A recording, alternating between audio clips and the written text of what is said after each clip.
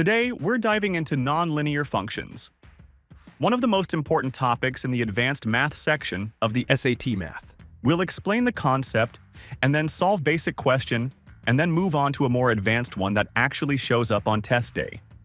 So, what exactly is a nonlinear function? When you graph a linear function, like y equals 2x plus 3, you get a straight line. But nonlinear functions don't make straight lines. They curve, bend, or change direction. These include things like quadratic functions, exponential functions, and rational functions. Let's start with a basic one.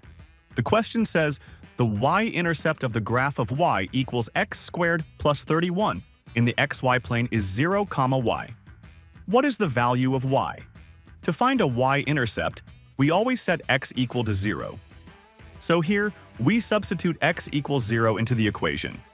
Y equals 0 squared plus 31, which equals 31.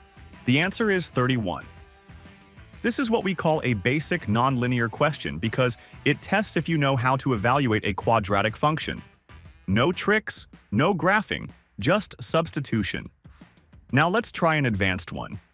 The question says, the population P of a city Y years after the last census is modeled by P equals P, naught times 1 plus R to the power Y.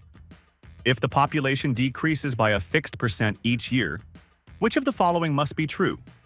Now, the equation P equals P naught times 1 plus R to the power Y models exponential change. If R is positive, it represents growth. The population increases.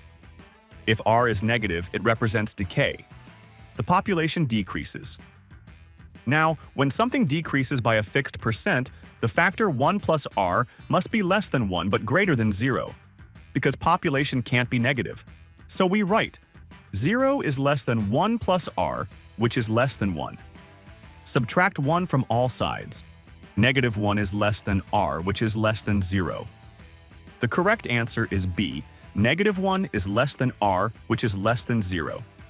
This is considered advanced because you need to interpret what the variables mean, not just solve numerically.